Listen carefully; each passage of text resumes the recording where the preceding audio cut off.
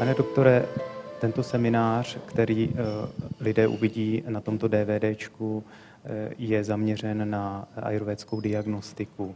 Co všechno se mohou lidé dozvědět a jakým způsobem mohou použít ty informace ve svém životě?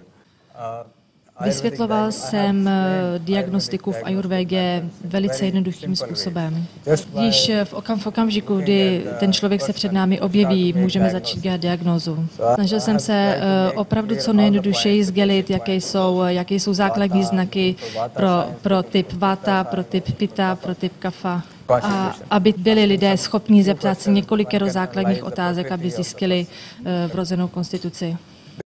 Můžou tak získat základní informace ohledně prakriti a vikriti. Také jsem je naučil, jak rozumět půzu. Myslím, že všichni by měli být schopní určit diagnózu. Je možné, že tyto metody jsou zaměřené a určené více odborníkům, kteří už něco ví o medicíně, anebo i pro úplné laiky? I lidé bez základního medicínského vzdělání mohou tyto metody použít vzhledem k tomu, že ve většině případů opravdu stačí, když člověka vidí, když si na něj mohou šáhnout. V okamžiku, kdy někdo má základní podvědomí o tom, co znamená, když je někdo typ kafa, vata nebo pita. Vzhledem k tomu, že o tom jsme mluvili v prvním semináři, tak když se to všechno prováže, tak každý má komplexní základní znalost. Většina vyšetření, které se tedy doporučují v západní medicíně, se zaměřují na různá vyšetření, jako jsou krevní testy nebo ultrazvuk nebo rentgen. Dají se i tyto vyšetření ze západní medicíny kombinovat s těmito tradičními metodami, jako je pulzová diagnostika? Určitě můžou být kombinované vzhledem k tomu, i že vznikají stále další a další možnosti diagnózy. Ayurveda is a medical system.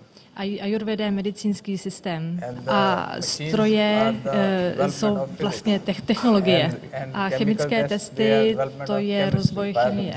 So obviously they can be used for the biochemical test and the physical examination scans can be used to support the diagnosis. Takže určitě by můžou a měly by být používány a vzájemně se to podporuje.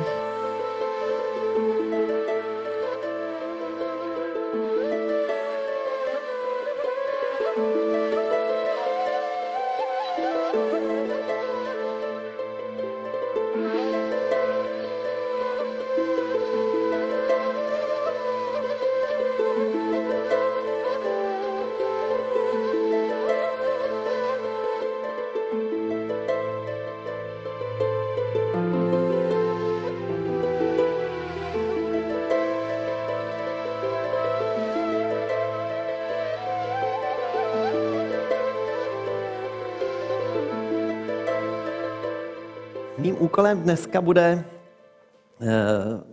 vás seznámit zhruba takovými 3 okruhy vztahu zubů a organismu. A to je jednak z hlediska akupunktury. Druhý okruh bude, to, co jste asi ještě nikdy neslyšeli, ale to bude vztah zubů a emocí.